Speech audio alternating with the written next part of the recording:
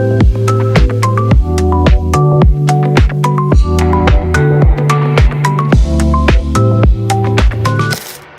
are ready, Mr. Fivas? I'm fine. Okay. I'm ready to go. I'm ready to go. I'm gonna ask the first question. We just shoot like that here, with no introductions. Okay. Yeah. You should. Yeah. I just You should. I just shoot. Yeah. Yeah. I will answer. Not in the form of a proper shooting range. No, not in the. I think there you will come first. You see, I'm old. I'm getting shaky. Yeah. Hopefully. Yeah. Huh? So They said my chances to miss the target Yeah. would be 85%. Where were you trained as a cop? In Pretoria, In Pretoria. I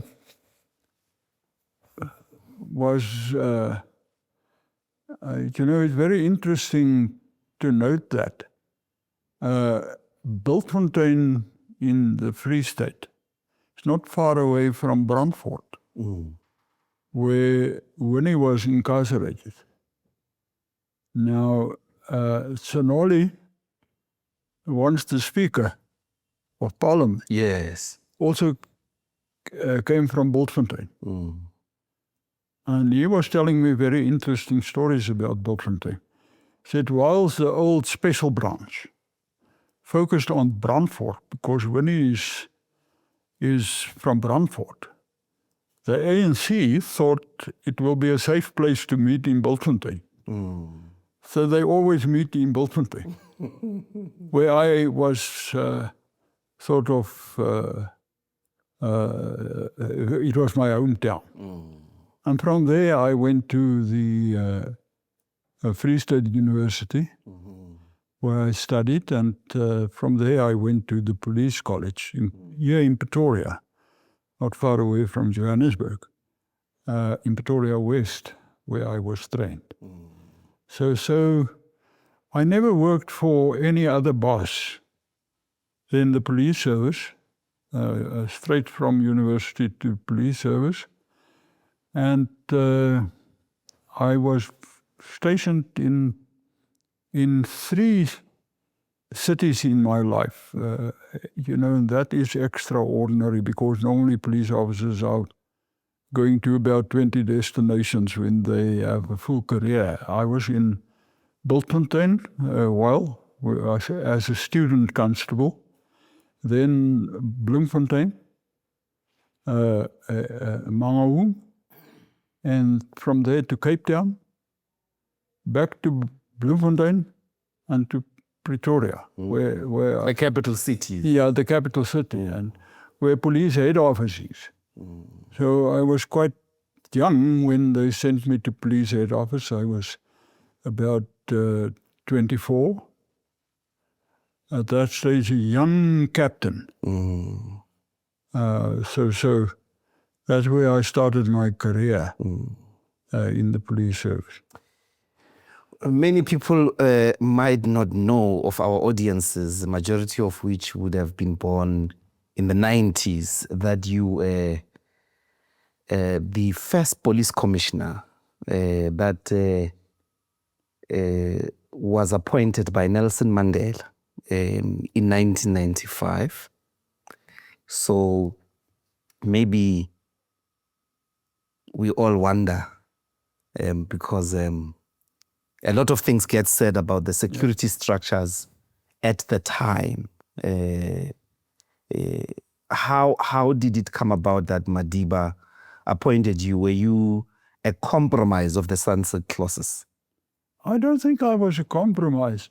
I think it was clear at that stage that President Mandela had lost faith in the police commissioner of that time, of the South African Police Service, General Jan van der Merwe, because he was also the head of the security branch.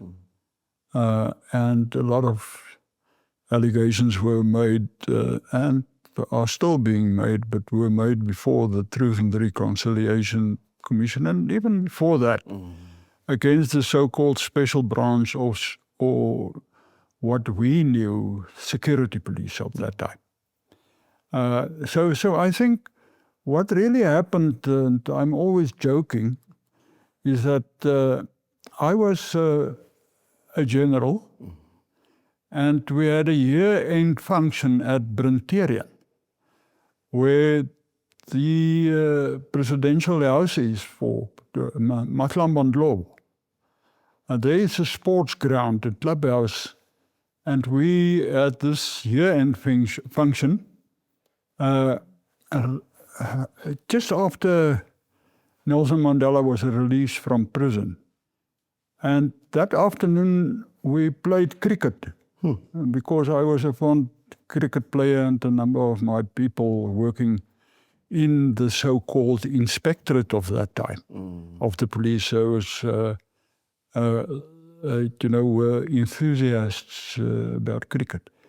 And I saw when I was batting, that there's this big red Mercedes stopping right at the clubhouse, and a lot of guards are certain people are surrounding the car. And for the very first time in person, I saw Nelson Mandela. He got out of the car and he was talking to the people there.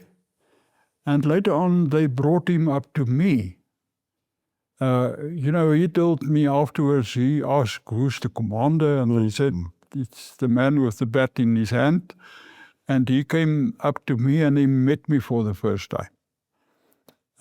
And what are you doing here? Asked Mr. Mandela. I said, we are playing cricket. It's our year-end function. Normally we do it here because it's a nice, quiet, open ground, private place. And I made a joke. I said, I thought you are coming to play with us. He said, no, I can't play cricket. But I said, but try it. And I gave him the bat. Okay. And I asked one of the guys to give him 2 softballs. Okay. The first one he missed. The second one he hit out of the grounds. And I said, but you are a born cricketer. So when He was a boxer. Yeah, he was a boxer. So when people ask me, how was you appointed as commissioner? I said I played cricket with Mandela. But in any case, no.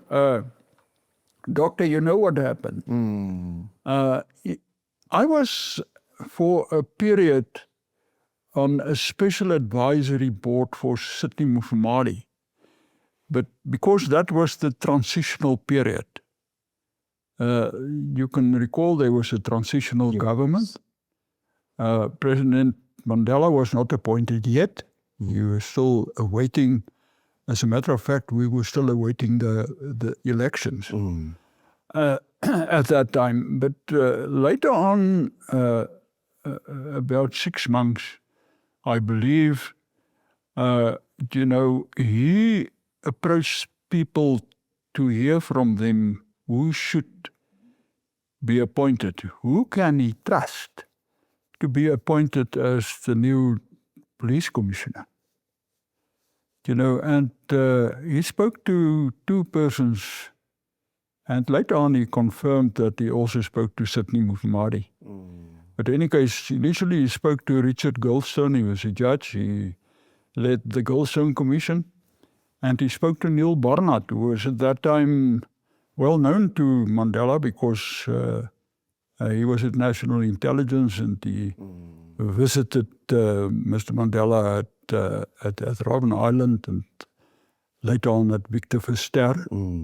So they approached them and they said, but we know about this man, we worked with him, he's a credible person, George Fivas. And he bounced it with Sydney Mufamadi, and at that time I was on the special advisory committee of Sydney Mufamadi because he became the minister afterwards. So they recommended my name to President Mandela, and towards the end of 94, it was the beginning of December, I got a phone call from Zelda, Legaransi. Said Mr. Mandela wants to see me. At that time, he was now appointed. He was the president. And I saw him, and he said, I've decided, not whether you want to do it or not. He said, I've decided to make you the next commissioner. And I was shocked, out of my shoes. I thought, no, my goodness, there are so many more senior people in front of me. So I was shocked and bewildered to a large extent. And I said to him, very naive, I said, but I'll think about it and I'll let you know on the Monday. He said, no, I think you misunderstand me. I'm not asking you to consider, I'm telling you, I'm going to appoint you. And then I realized, but President Mandela is very serious. And later on, he made the announcement at Mahlamba Ndlopfu. But before that, he asked me to select 4 persons that will act as my deputy commissioners, each from every race group. So I selected the man with the name of Zolisa Lavisa from the old Transkeian police, a man with the name of Morgan Shetty. He's an Indian guy. He passed away. Solisa passed away in the interim. Morgan Shetty passed away. And I selected the man with the name of John Manuel. John Manuel was a personal friend of Gregory Rockman that started Popcru. Okay. And lastly, it was Whitey with the name of Mike Bester. He was from the South African Police Service all his years. But I selected the people. None of them, including myself, ever worked in the special branch. We never worked with the special branch. We were straightforward, good cops, and we tried to fight crime, and to manage the police properly. So that is how it happened. And I must say, till today, I'm the only commissioner. Fani Masemola, maybe he will complete his term, but none of the people that follow me were holding tight. All of them were either fired or removed from their positions in between. Yeah. So it's a sad story in terms of policing in South Africa. So it was sort of, we did a lot of restructuring and rationalization work from the date I was appointed up to the stage where my contract ended. But it was never properly continued in terms of continuation, the one commissioner after the other commissioner after the other commissioner. And maybe to a large extent, we are seeing what is happening in the police service as a result of a lack of continuity. A lot of things are not being done as it could be done. A lot of things are neglected in the police service. I know a lot of police officers are still white and black, and women and men are still fantastic people. They have a desire to be a police officer. That's their occupation, a professional occupation. So it is wrong for people to say the police service is crooked. It can't be true. So that is a little bit of an entree. I do want, again, this is educational for all of us. When you say you came from the ranks of the police that were not the special branch, some of our audience members may not understand what that means. Maybe just as a way of answering the question of what it is that was immediately a responsibility in terms of restructuring the police in South Africa. If you could describe the state of policing under apartheid. You see, one of the... He mentioned to me, President Mandela, you don't even need to tell me about it. I know you never served in the security branch. So he found out. I never served in the security branch. I was a straightforward cop. After my basic training, I was trained as a detective, and I served as a detective for quite some time. And later on, I became a member of this inspectorate that was really responsible for efficiency in the police service. So we were going around and we were inspecting police stations. Even at that time, we were not allowed to inspect the security branch or the special branch. They were people on their own, in their own security environment and under their own commander. They were really secluded from the rest of the police service. They had direct contact with the politicians of that time, with the John Fosters and P.W. Botha's and those people. So it was really difficult to explain to people afterwards that we had two police forces. One was the normal police service or force you could have seen with the naked eye. Those people who are detectives and those people who are wearing uniform. And then you had the secret police that worked as a sort of a underground, very secret organization. Now, it seems to be difficult for people to understand that, the ordinary police officer, like myself at that time, never realized really what is going on in this special branch. Because we were never allowed in.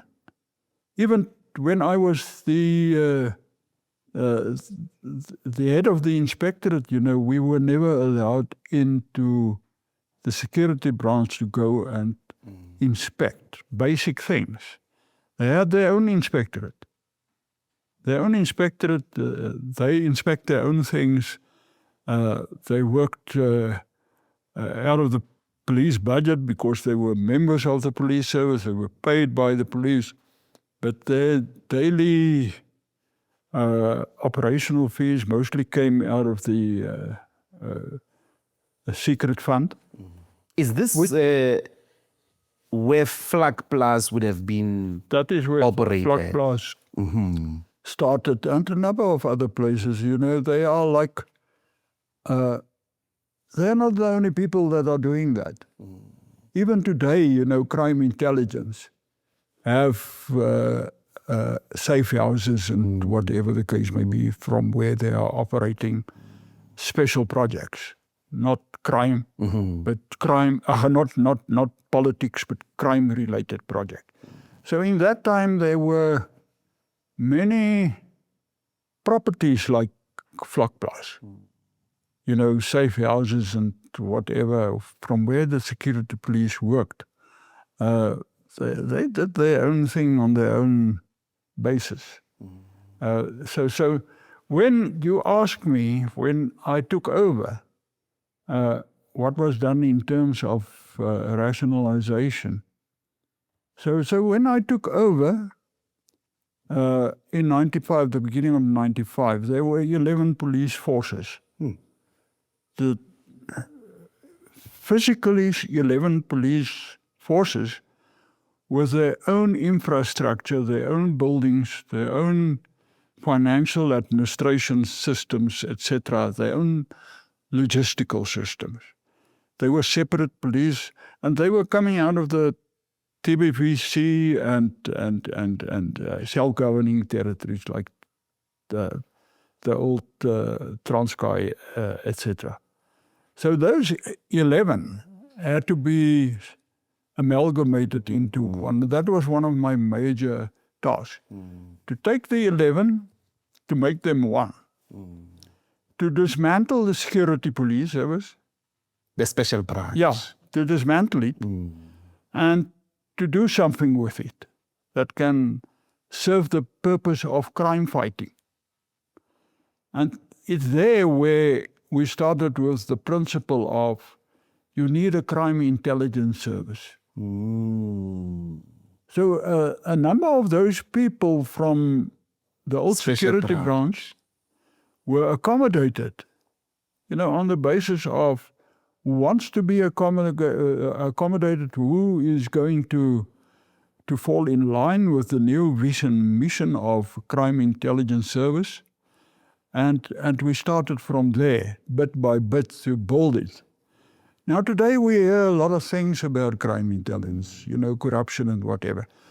Crime intelligence was never supposed to be a hornet's nest. It was meant to be a support structure for the police service to do their work properly, to give detectives proper intelligence to work on criminal syndicates, and the same with the uniform police, to know where to patrol and where to open police stations and what to do. So it's good. It's good to have a crime intelligence. You can't write it off. I see a lot of people are saying just close it down. You can't close it down. You must restructure it, and you must get the management right. So what I'm saying is there are a lot of obstacles, maybe in the police service at this very moment, but you can fix it. You just have to do it systematically. We have done it. We have done it in the past. When we took over in 95, we had a mess.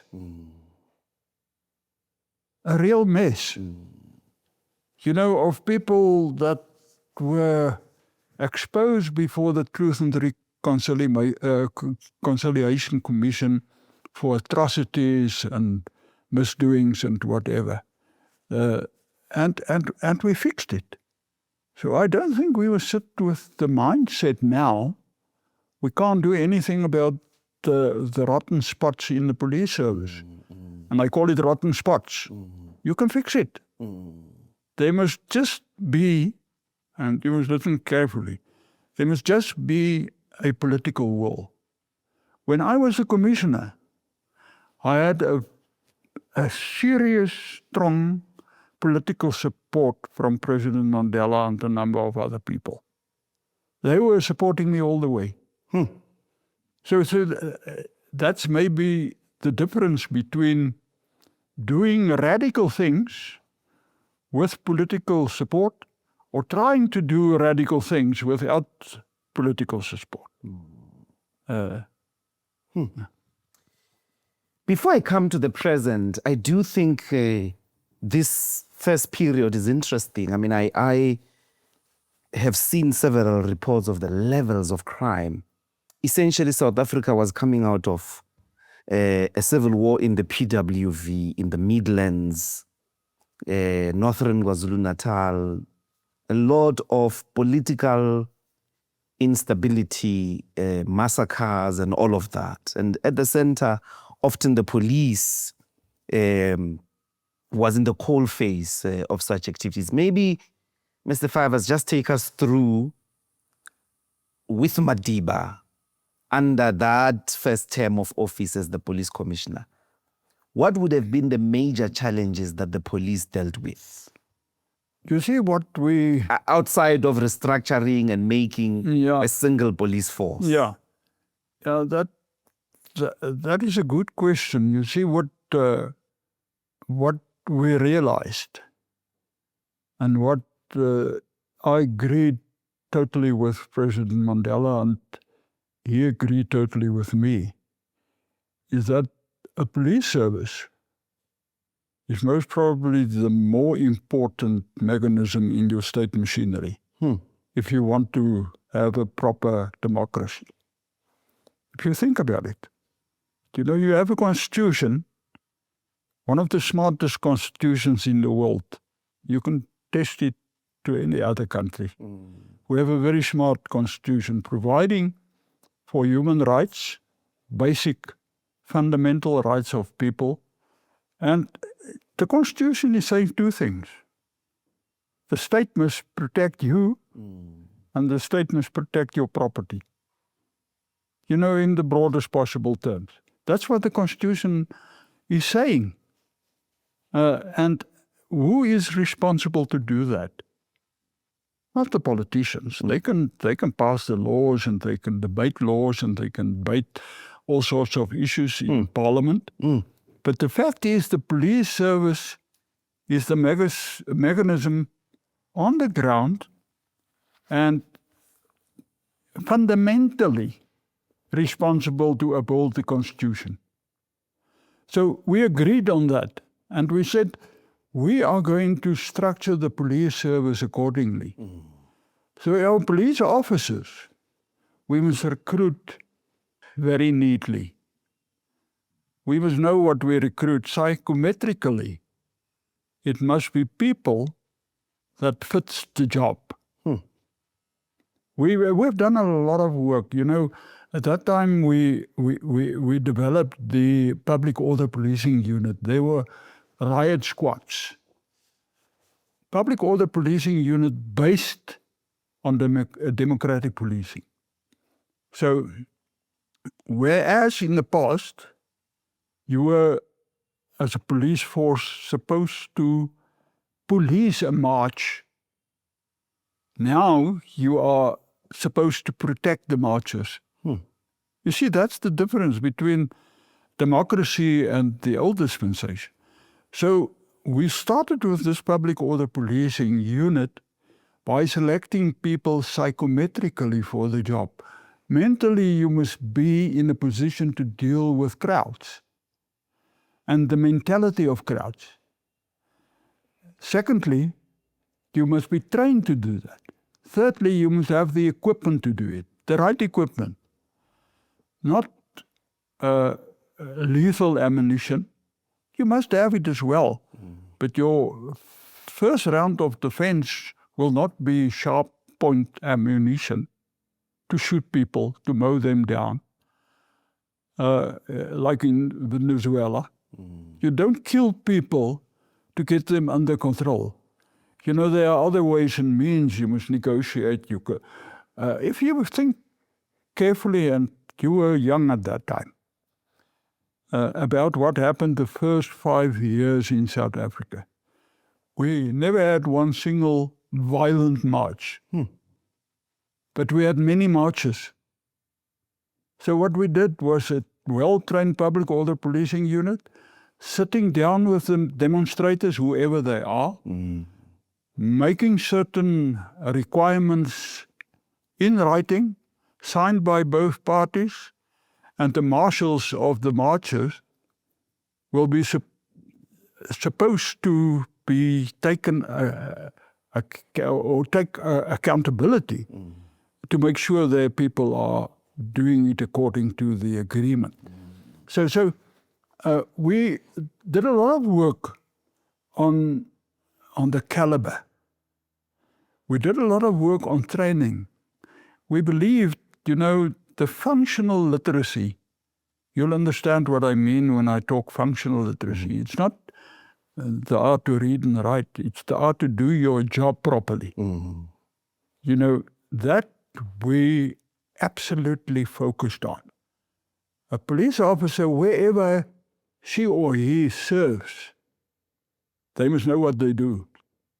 If they are a detective, we must invest in training. But from the very beginning, we must invest in selection and training and continuous training. And we must insist on educated management. I'm not talking about guys with matric, a little bit higher than matric, MBAs and BComs and that type of qualifications. You must be properly educated to manage teams as big as what is happening in the police service. Complicated things. You can't just take people from the street and put them in a uniform and give them a brigadier rank. That is where we flop at this stage. There are too many people without experience in the senior hierarchy of the police service. But the fact is, Doctor, what you have to do in a police service is to realize this is not a bundle of idiots you are dealing with. It's supposed to be smart people because they deal with smart things and they deal with complicated things. Secondly, you have to make sure whoever is doing what job in the police service is properly equipped in terms of training and equipment to do the job. And I think we are falling short there at this stage. So with the help of President Mandela, we really did a lot of investment in bringing out police officers, senior police officers from across the world to come and assist with the training. We were sending out bundles of police officers from South Africa to get trained all over in intelligence, in public order policing, in detective skills, in whatever. So over and above the fact that we put all the 11 things into one, structure, and now you have one logistical system, one financial system, one personnel management structure, one command structure. That was an issue on its own. But whilst we were doing that, transformation was a big issue. It was a big issue. You have to respect the police service have all of what kinds in its service. Women, men, ideologies, religions, and even gays and lesbians. And those people are entitled to be there in terms of our constitution. And you must respect their rights. So it is a difficult and you can say laborious process to take the mindset and to twist it from what it was to what it is supposed to be. Sensitive human rights policing. It's not what I'm always seeing when I'm looking around and what I'm reading. A lot of police officers are of the opinion they have authority beyond control. But the fact is, he is supposed to, or she is supposed to always have the Constitution in mind.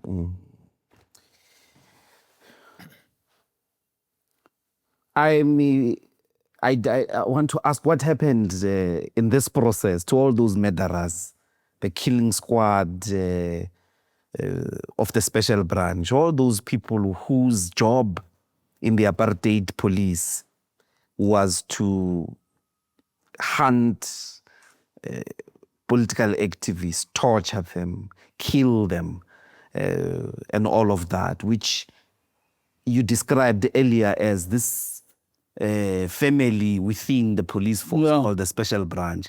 What happened to all those people? Did they leave? Did they change hearts? There are a number that served sentences. I'm quite sure you are also reading that a number is still awaiting decisions by the National Director of Public Prosecutions. Investigations have been done. A lot of accusations are being made. The politics of that side or that time, muffled the prosecutions, whether that is true or not. But what I can tell you, when I was still there, the people that were supposed to be prosecuted were prosecuted. So obviously, if I read, I'm not involved anymore, but if I read, there are still a number of prosecutions. But the people will have to hurry up because most of the people are dead. Yes. Yeah, the culprits. Yes. Or the so-called accused.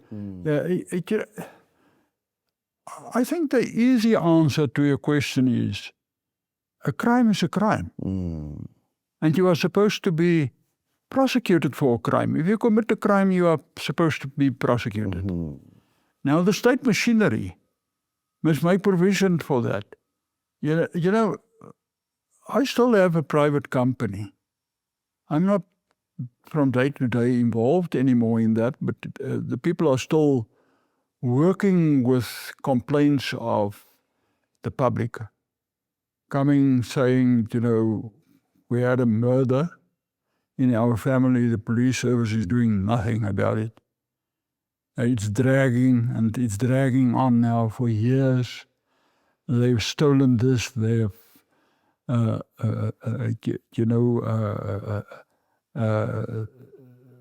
sort of taken over our land, that the police is doing nothing, we're reporting.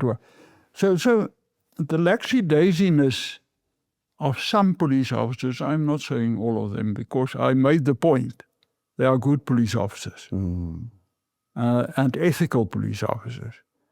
But the point is, if we have no prosecutions, then it means two things. The police is not investigating properly. Secondly, the National Director of Prosecutions is not doing their work. If you think about what's going on in terms of capacity and competency, I was listening the other day, not long ago, 3 weeks ago, to testimony that was put before the Mahlamba Commission, where one of the forensic experts of the police service said, we are sitting with a backlog of 140,000 DNA analysis. We're sitting with something like 6,800 ballistic analysis reports that we just don't have the equipment and we don't have the people to do it.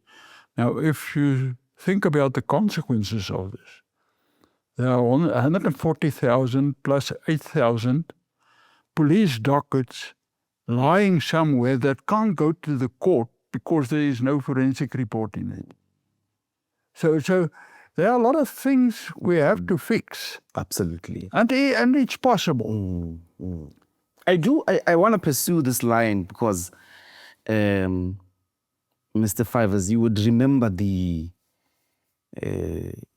I have three things in mind, and I want to ask what you did.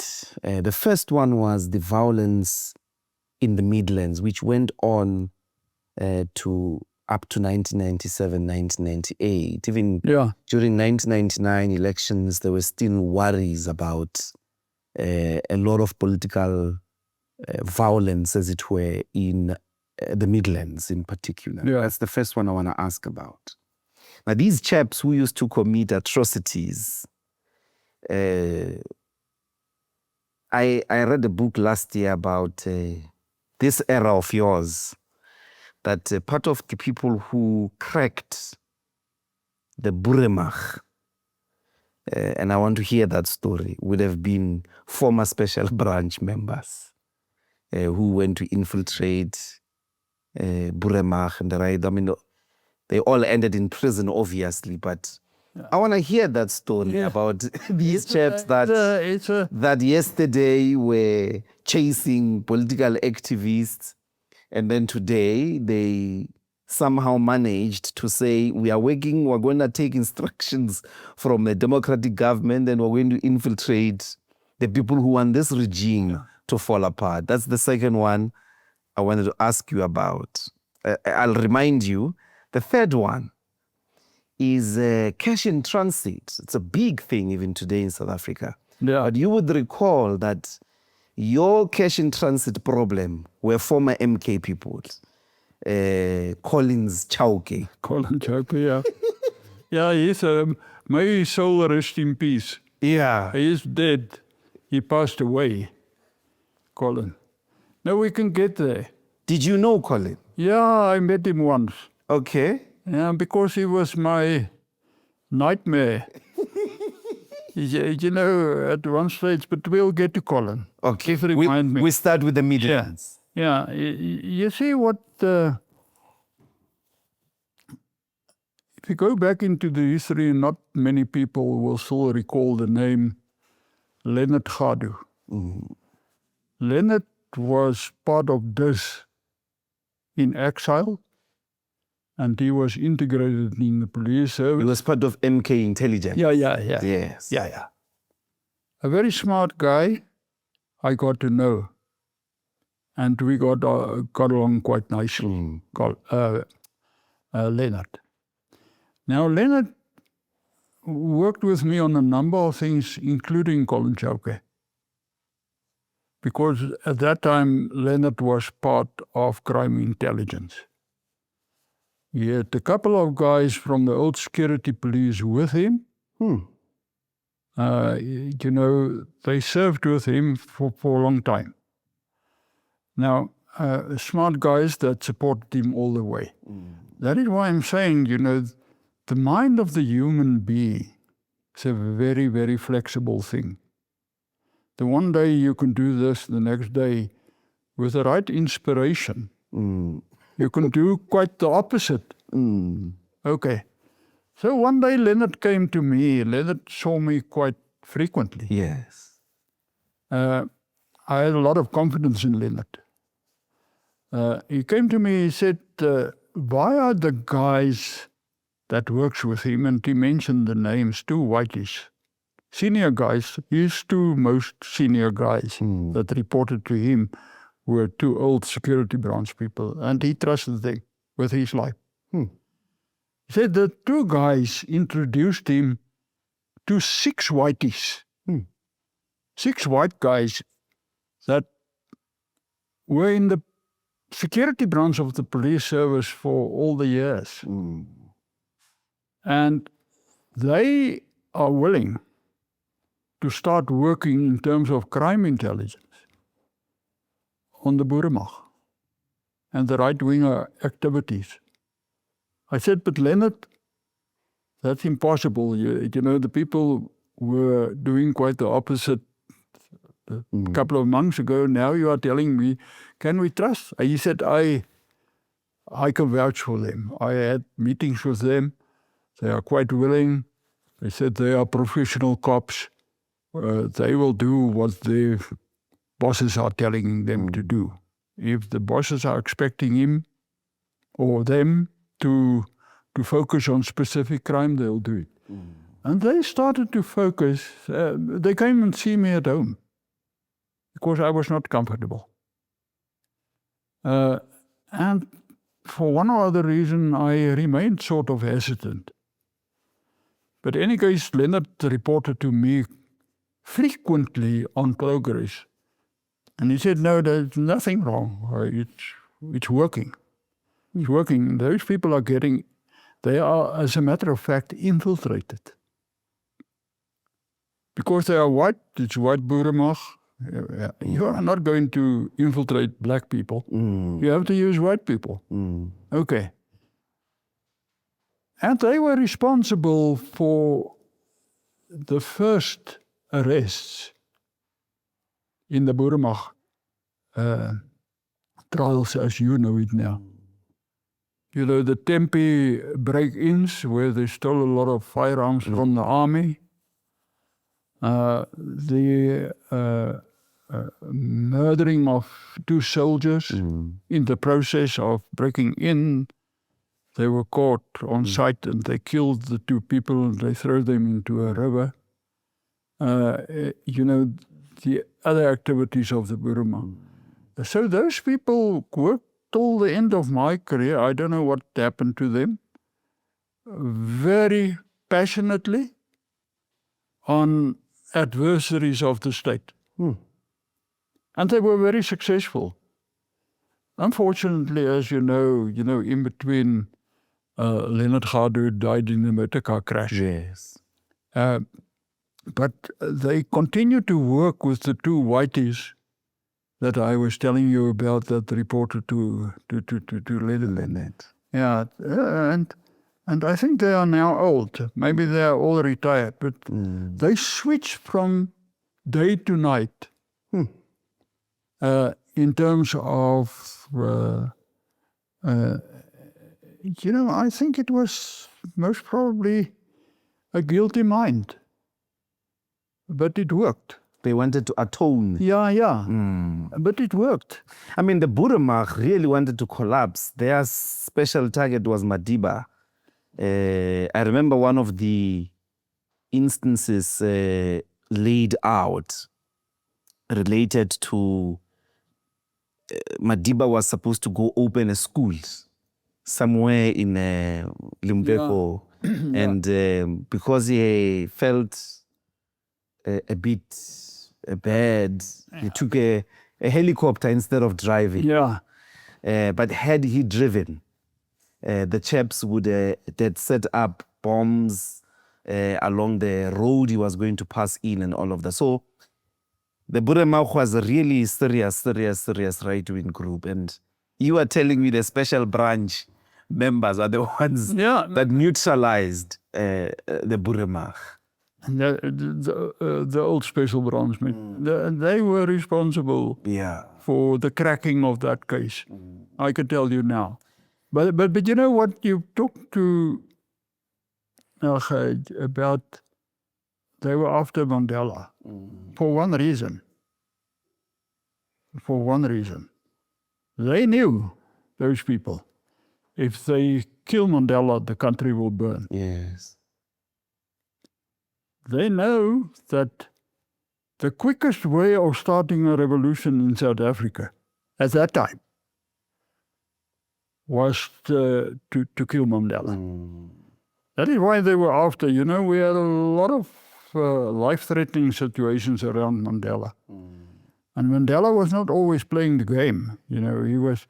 I spoke to him on a number of occasions. I said, you shouldn't just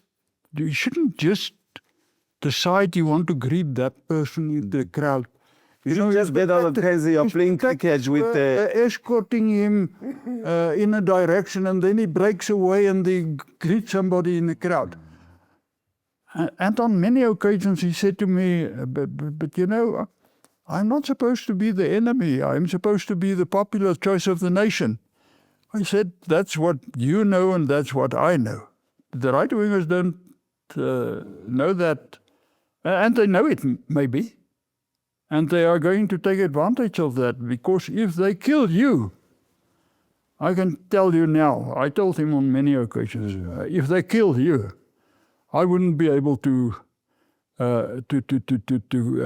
stop the scourge in South Africa. This country will be in flames. And that is what the right-wingers are striving for, is to create a situation of ungovernability. Because do you think the right wing in that form of Boeremag might still be active in South Africa? I am quite sure if we look at what's going on all over the world, there must be people. I would be naive. If I'm commissioner of police, I would have always taken that into consideration as a possibility. There are, like ISIS and like other extremists, always the potential of forming cells, working against the government, trying to take the order back to the old South Africa. People are sometimes so stupid, it's unbelievable. If you still think that you can overthrow government by means of a revolution, then you must be silly. You must really be silly, because what matters in a situation like that is obviously numbers. You have to have the numbers on your side. You have to have the army on your side. You have to have the police on your side. Now, no right-wing group has the police and the army on their sides. But the fact is they can still do a lot of harm in terms of terrorism, in terms of bomb planting, in terms of creating situations of revolution. So I won't rule it out. When you hear, for instance, of those campaigns around there being a white genocide in South Africa, and Trump then repeating it consistently as a form of agitation. I mean, Trump seems to be agitating everyone. If he's not talking about South Africa's white genocide, it's Greenland, it's the Christians in Nigeria, it's Iran, but when you hear that, does it perhaps maybe say there might be people who clandestinely try to collapse the democratic order? I don't think so. I personally don't think so, because genocide, if you want to look at the real definition of genocide, I'm not talking about now killing culture and killing language, but if you talk genocide in the sense of killing people to sort of eliminate a specific race group, then I think it's simply not true. It's simply not true. I think, in my opinion, cheap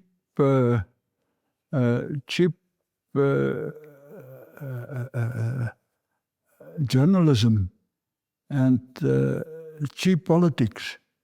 Really, I don't think that is really the idea of these people. I think some people are just talking like some people believe, for instance, that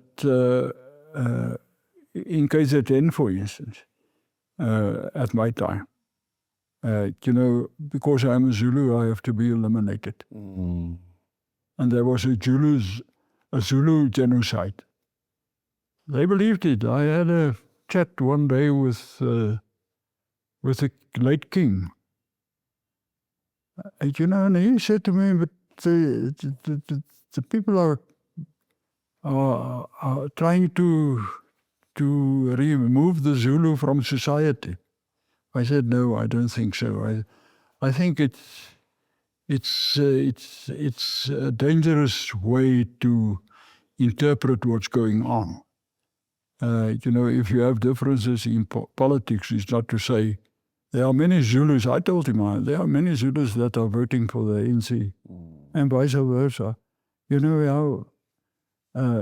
But I think we are still sitting with these phobies of, some of our elements in South Africa are against us and are trying to wipe us out and are trying to overthrow the government. Thinking people just look at the politics. The politics has this nasty way of doing things. It's sorting itself out. As you become unpopular, you'll get less votes. And eventually, let's say it's true that there is a white genocide. What will the end result of that mean? You can kill how many whites, you will remain in the minority. So it's really senseless for anybody to go for that target, to say we will kill the whites. How on earth are you going to kill all the whites or all the blacks? I think it's a matter of cynical arguments people are putting up. But let's go to the Midlands. How did you strategize as the commissioner at the time to arrest political killings, as they were called? Midlands was now sort of his own.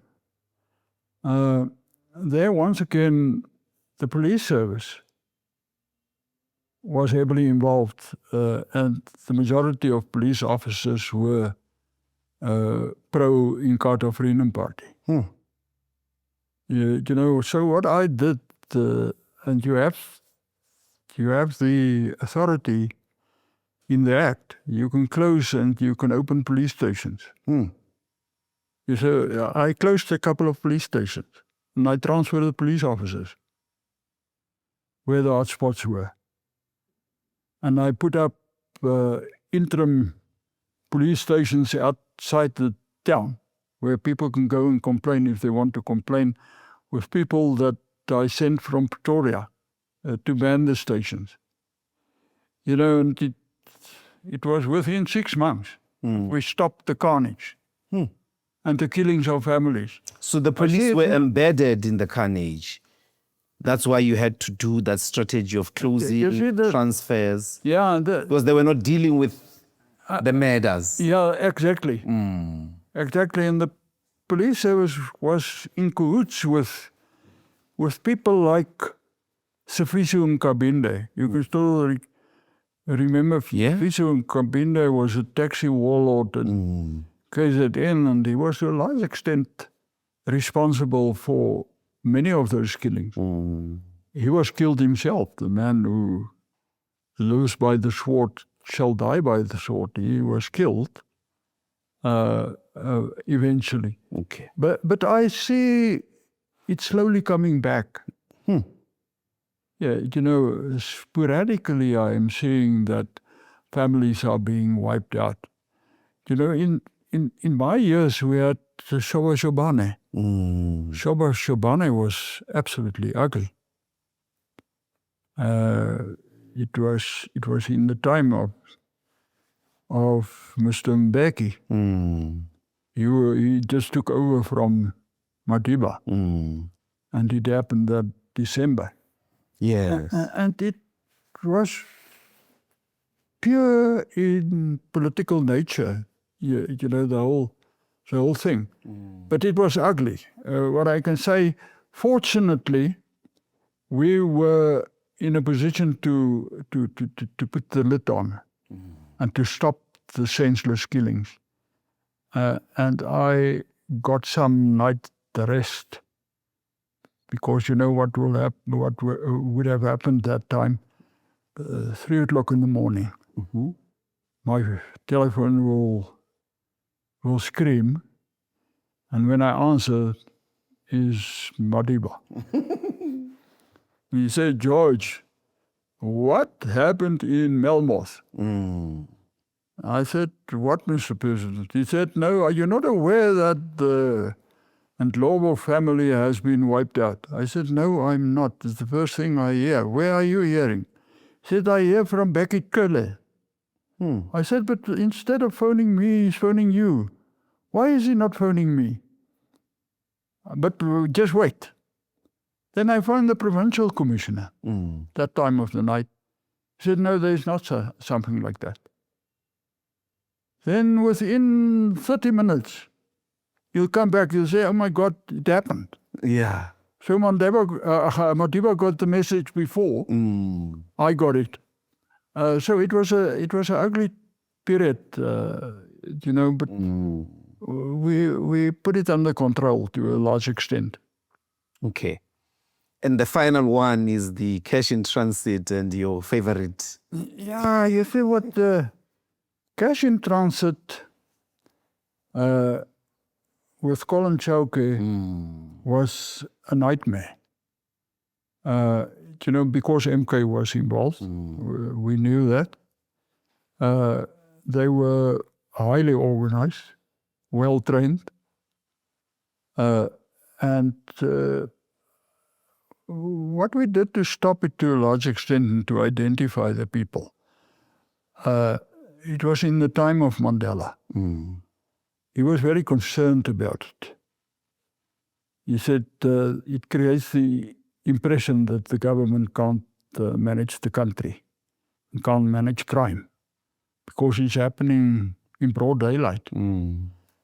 So I had a meeting with all the bank bosses. We set up a structure that was in operation for years after, SABRIC. And I seconded a couple of police officers, sharp detectives, to the unit, and the bank seconded. And we start analyzing police dockets properly. Every incident, we did serious research, like artificial intelligence nowadays. So we looked into the personalities, people around.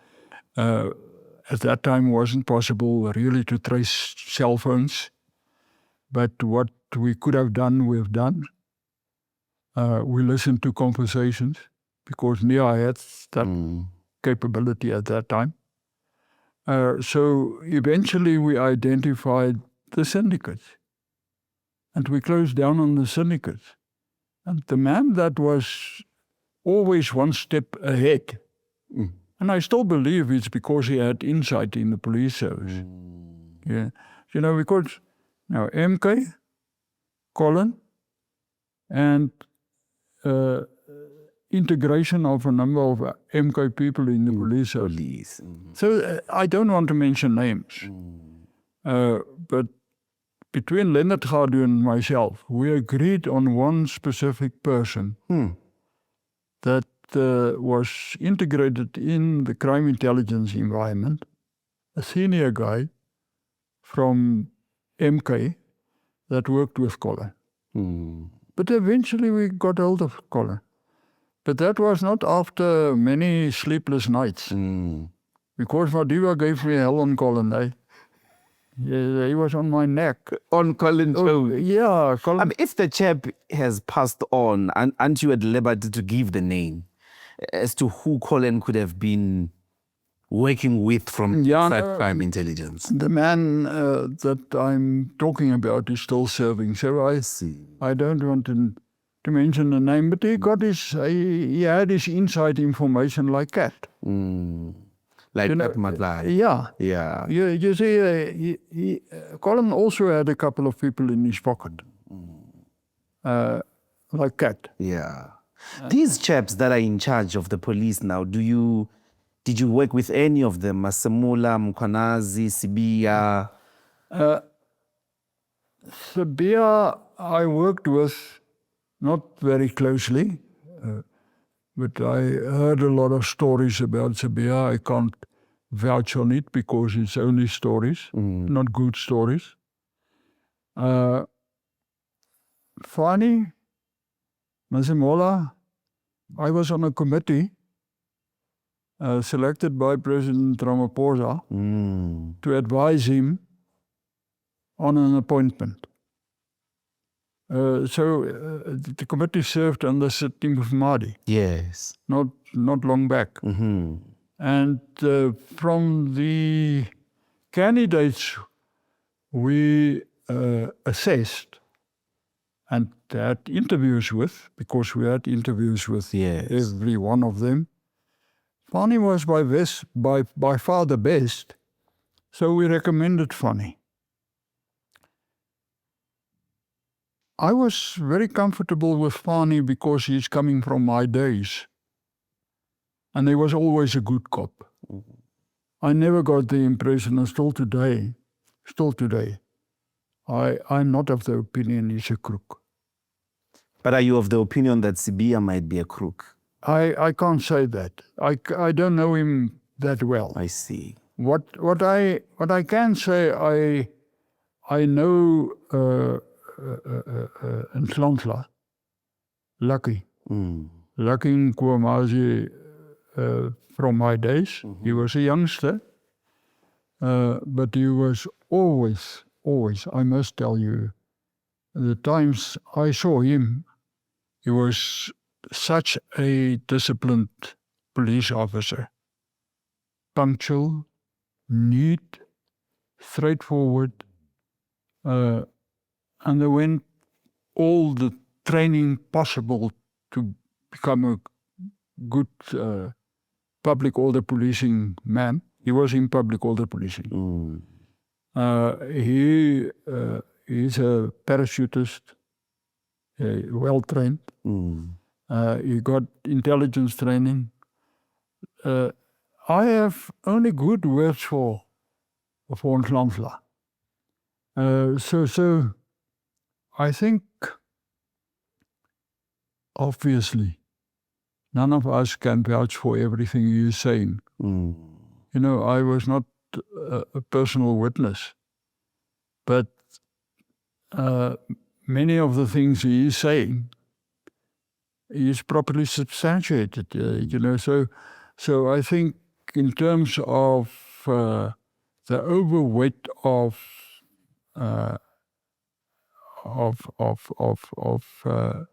testimony, we have to believe Ndlopfu that there is a serious problem.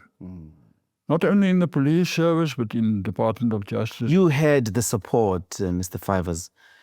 You started by saying the political support of Mr. Mandela. But let us suppose you were in this situation Fanny Masemola finds himself in as the police commissioner, where the minister at the time, your minister would have been Steve Jewett. It was Sidney Mufamadi. Sidney Mufamadi. Yeah. Yes. If that was the case, Mufamadi would have been in this position where he disbands, let's say, a unit that was operating to disarticulate the Midlands killings. Yeah. And a police commissioner in KwaZulu-Natal takes a platform because they didn't get help from you, from Parliament. They are not getting help from internally in the police. And if Ndlopfu did what he did with those frustrations that he faced, would you as a police commissioner would have supported him? I would have supported him all the way. But I think, you know, it's sort of prejudging Fanny Masemola. I think what should have happened, it should have been, and as far as I can see, it was reported to Fanny Masemola and nothing happened. It would never have happened in the time of Mandela. Never. Never. you know, Doctor, I appointed a couple of people in my second year as commissioner, after I've consulted Sydney, because the Act is saying it's my responsibility. Yes. But after, not in consultation, after consultation with the minister. So I just have to inform the minister. Yes. And we had consensus. And I made the list known via the media. I appointed the people, finish and klar. And Sydney called me, and he was highly upset. He said, "Why did you do that?" I said, "Why not?" He said, "But you should have waited for me to say." I said, "No, there's no such a thing in law. I have the authority, but I informed you, didn't I?" He said, "Yes, but I'm now in trouble." But he was serious. He was cross with me. Yes. Because I haven't informed the ANC. There's a subcommittee I should have informed. I haven't. I said, "That's your problem. Not my problem." Yeah. Okay. And we were very cross about it. He said, "But you must never do it again." I said, "I'll do it again." And when I went back to my office, I got so angry. I picked up the phone. I phoned President Mandela. Fortunately, he was not there. But Jake Scherwel, he is office manager, Professor Jake Scherwel. He was there. I said, "Jakes, you just inform the president I'm resigning." He said, "No, you can't do it." I said, "I've decided I am not going to work with this man, Sydney. He wants to do my job." Not his job. If I allow him now to do it, I will be a stooge. He said, no, I can promise you the president is coming back now. I'm going to tell him, but he will not accept your resignation. I said, fine. But it was late Friday. So he informed him, and Madiba said, he was on his way abroad, I think. He said, I'll talk to him Monday. Just phone him and tell him I'll talk to him Monday. You shouldn't do stupid things. I can't talk to him now, but I want to talk to him personally Monday. In the meantime, the story that I'm resigning was leaked to the media. Now, the man that leaked it, I also have a very good suspicion who it is. It was actually confirmed later on by Sydney. He was in the office when I told Sydney I'm going to resign. Because after the call, I went back to Sydney. I said, I'm going to resign. And this man was sitting there. Okay. So he leaked it, and the Sunday morning, it was front page. Did you reach for clip, drift, and coke here? I was rich for more than that. It was front page. It was barely 10 minutes after that. Madiba phoned me out of London. He said, who leaked this story? I said, I don't know. He said, you can't tell me that. It's only you and myself. I spoke to Sydney. He said, it's not him. I said, but there was another man in the office. He said, I'm back in South Africa Wednesday. I want to see you and Sydney. Okay, the Wednesday coming. We went down to Cape Town. We saw him. Madiba was cross. He said, this is highly unethical. He believed it was George Fivas that leaked the story. Yes. So after a long argument, he started to believe me that it could be the person that was in the office, and Sydney confirmed that. I can't mention his name because he is still Alive. Okay.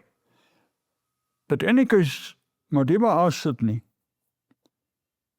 but why were you fighting? He said, no, this has happened. I said, no, Mr. President, let me tell you what happened. This is what happened. This minister wants to interfere with my job. I'm going to respect his job. He's my political leader. He must give me political direction. I'll execute. But he can't tell me when to appoint people after we have reached consensus. I said, of course he can't. He can't. I said, Sydney, how old are you? He said, I think he was young that time, 38. Yeah, I was, I think, 50. He said, you better listen to the commissioner. You are still a youngster. you know, and that was the end of the story. That was the end of the story. He agreed with me, he supported me. Sydney never interfered in my job again. Never. And we are still buddies today, Sydney. I spoke to Sydney a while ago, a couple of days ago, as a matter of fact. We are still friends. We kissed and made up, and we started to respect one other's So Sydney, territory, you know. Sydney kissed the Boer. Yeah. You see, and that is a long story, what I'm telling you. But the fact is, political interference not under Mandela. What about the old man, TM? Mr. Mbeki, I told today I have a good relationship. Well, I can't say old man to you because you're possibly older than him. He is older than me. Oh. Oh, right, right. He's older than me. But you look older than him. Yeah, that's why he was a politician. I was a servant. You were doing the hard work. I was doing the hard work. Yeah. He was behind the politics, the cozy cushions of politics. Yes, yes. You mustn't tell him. No, we had a good relationship. It was always only a pleasure. I think he had a lot of trust in me. I had a lot of trust in him. He supported me all the way as well. I'm talking about now, why is it that Ndlopfu is going the way he did?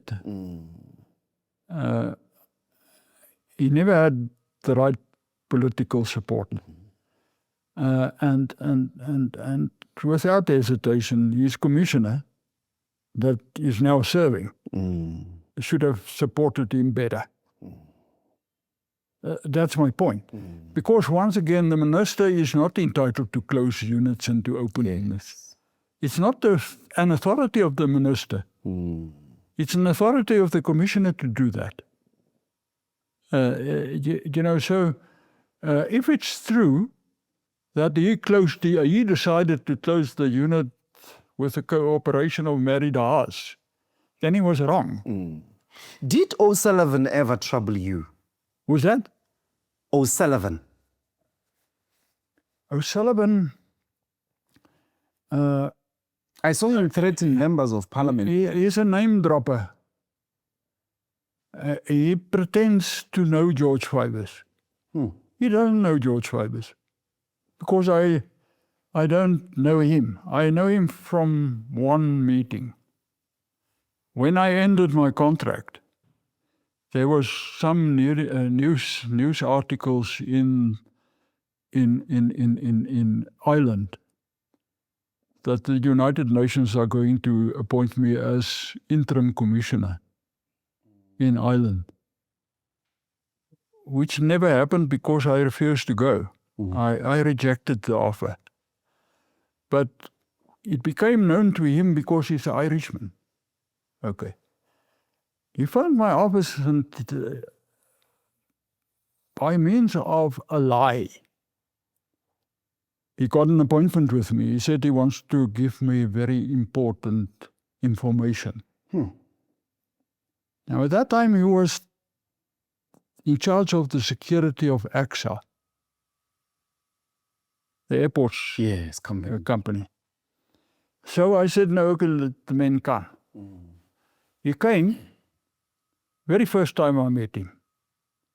He said, I see you are going to become the Commissioner of Ireland. I said, no, there are rumors, but I've decided not to take up that job. I have a job. Because I was still serving. It was about 4 months before my contract ended. He said, but I just want to tell. I said, but Mr. O'Sullivan, why? Why are you interested in that? He said, no, I just want to tell you, if you don't take me with you, you're going to be dead in the water. I said, for what?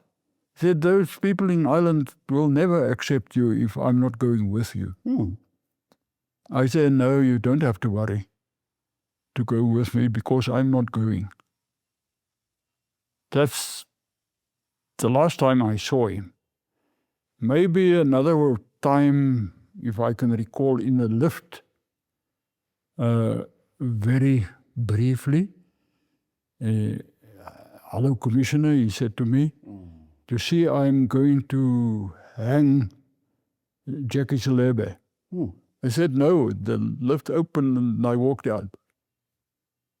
So the man doesn't know me. I'm astonished that he's saying he's also well known to George Fivas. I don't know him.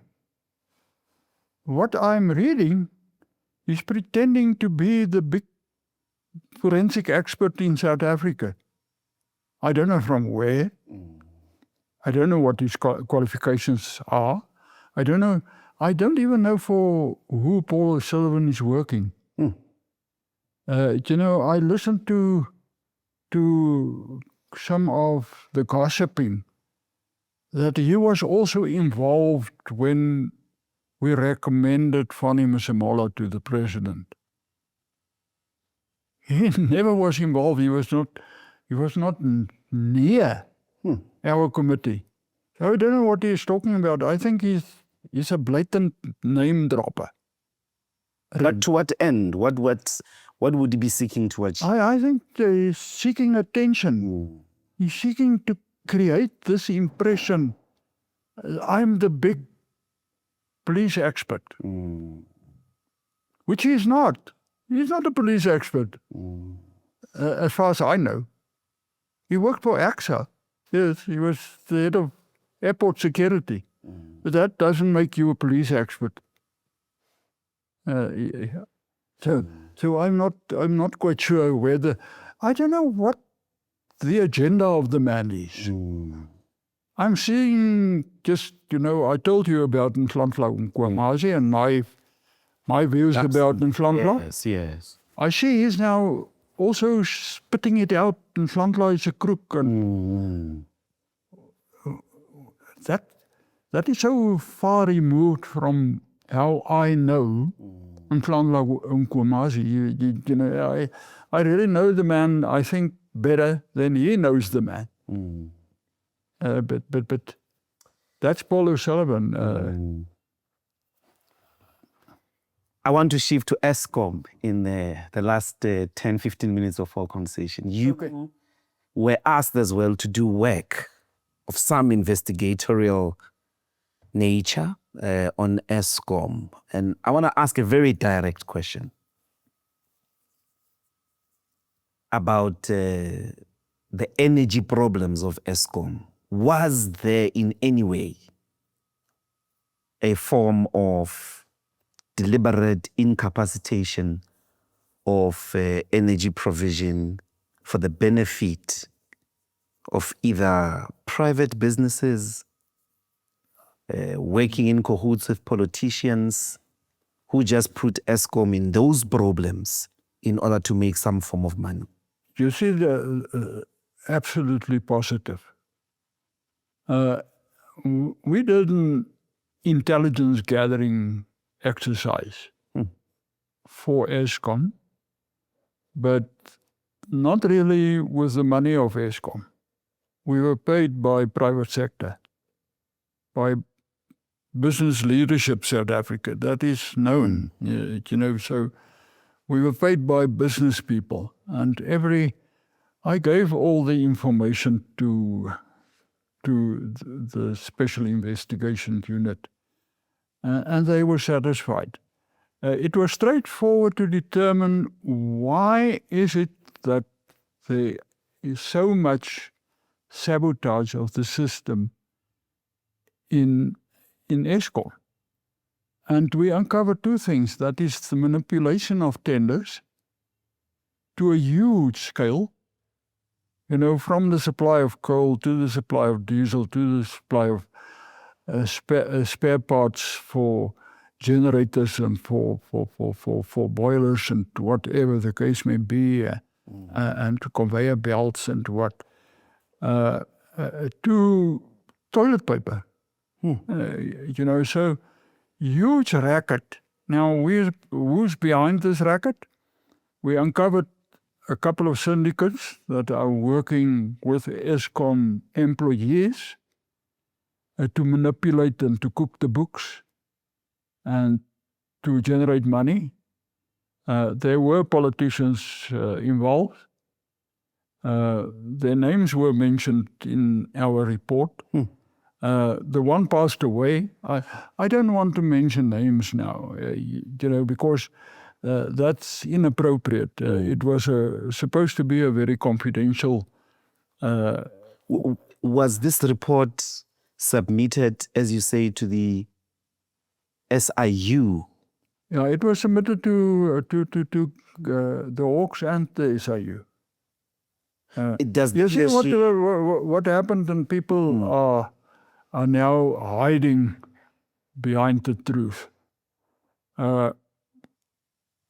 I spoke to Andre de Ruyter, at that time the CEO of Eskom. I said, we are now busy with this thing. I think the appropriate thing to do is to inform the police. So inform Fani Musimela, which he did. And Fani decided to second a brigadier that is now retired. He appeared before the ad hoc, or Scopa. He appeared before Scopa. A man with the name of Jaap Burger. He worked with us, and obviously towards the end of our exercise, the police hasn't done their work.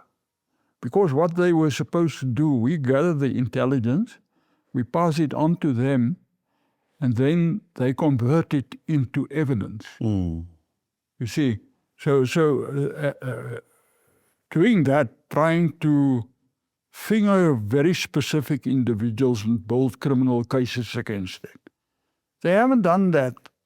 And after the exercise, Jaap Burger testified that the intelligence we gave them was useless.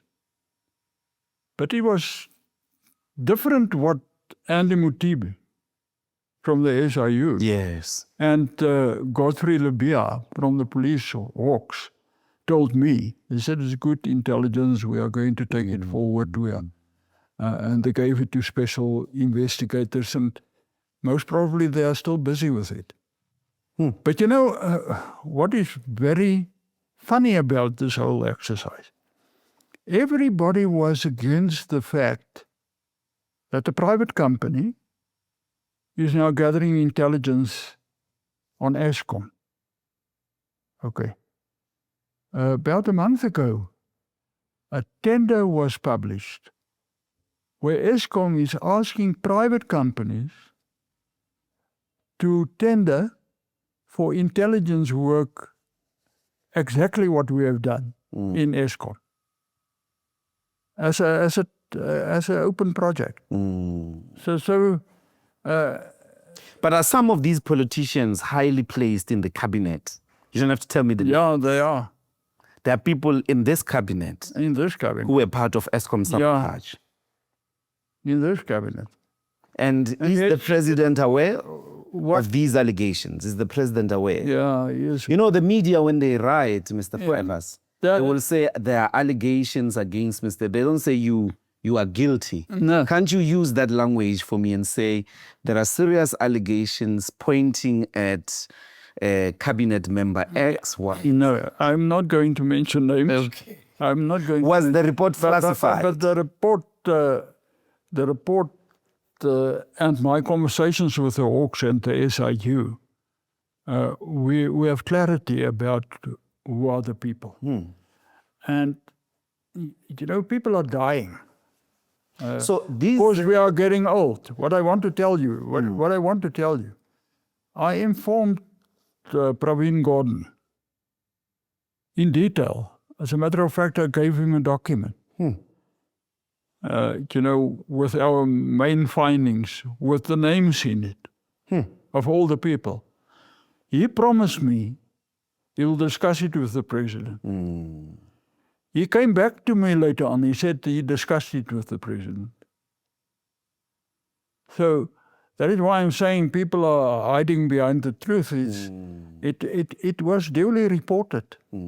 When was the investigation? Which period was the investigation looking at? You know, it was not really confined to a period. I see. It was. But would it have dealt with the massive sabotage in relation to massive load shedding? Yeah, it was in relation to that. It was to determine why are conveyor belts regularly broken. And you discovered that it was sabotage. We uncovered it was sabotage because low-grade coal was delivered to Eskom and it was accepted. It was loaded on the conveyor belts into the boilers, crushers, and which broke down the crusher, for instance, or the conveyor belt. And then certain companies would have been on emergency basis appointed to come and do the repairs. Millions, but millions of rands on that basis. I'm just mentioning one example. Now, lower grade coal, we uncovered that the coal mafia was responsible for intercepting trucks coming from mines on their way to Eskom, taking them or redirecting them into illegal coal yards, which is still existing, dropping the good coal, loading the truck with rubbish, going back to the route, delivering the coal to Eskom. That was all in the report. It was a matter of one... And it pointed to the coal mafia, who the coal mafia is, and which politicians they are. Yeah, exactly. Exactly. And Pravin did nothing about... Pravin told me he informed the president. I don't know whether he informed the president. He confirmed to me later on, because he asked for a small, a concise report, as he called it. I gave him a concise report. So he was well aware. He was in a meeting when Jaap Burger, the man I mentioned, and some of my people were present, where we briefed him in detail. As a matter of fact, on a projector, slideshow, show him exactly how the we called it a building map. We build a chart. Who are the ringleader? Who are the other people lower down? Who are the... And these people, Mr. Fivaz, are still active? I'm quite convinced they are still acting. Or active. I'm convinced. I think they are still there. You know what I'm hearing from some of my colleagues that worked on the project? They're saying the corruption is still continuing in Eskom. They cut masts. They deliberately destroyed high valuable equipment.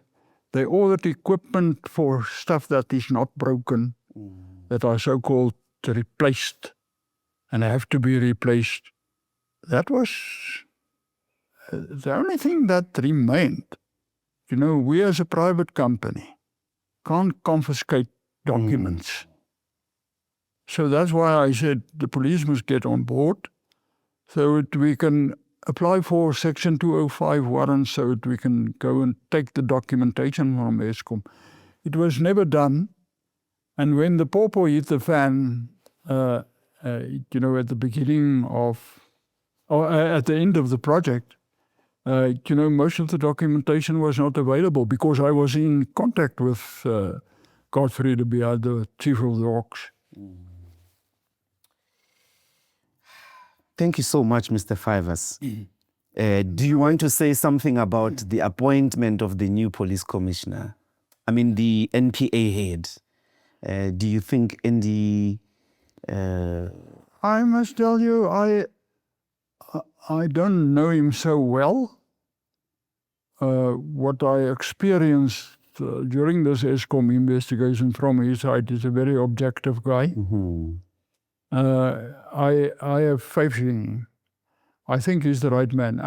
That's my opinion. I think he's a good man, but what remains a problem? You can appoint whoever you want as the chief prosecutorial authority in South Africa. If you don't do the investigation work properly, like I told you about the backlogs at Forensic Science Laboratory and whatever the case may be, These people are sitting with their hands in the air. They can't do anything with a police docket if it's not properly investigated. So the criminal justice system as a whole must be, in my opinion, revamped. And it's possible. It's not rocket science. Yes. It's a couple of basic things that have to be rectified to get it working again. Okay. Baie dankie.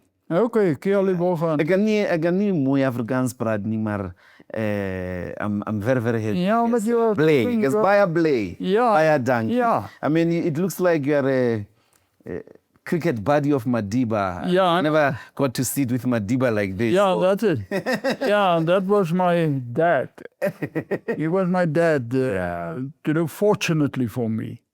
He had a lot of confidence in me, and I had a lot of confidence in him.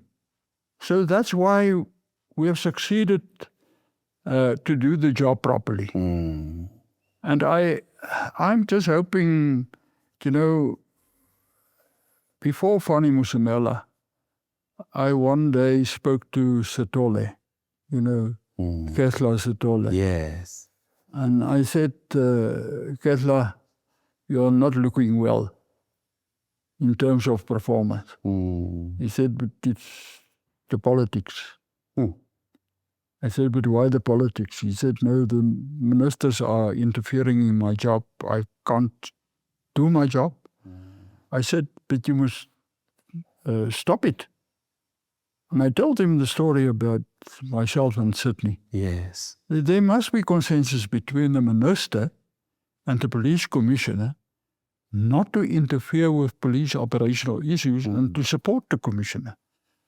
And to give political direction. That is important. Of course it's important. We are in a democracy.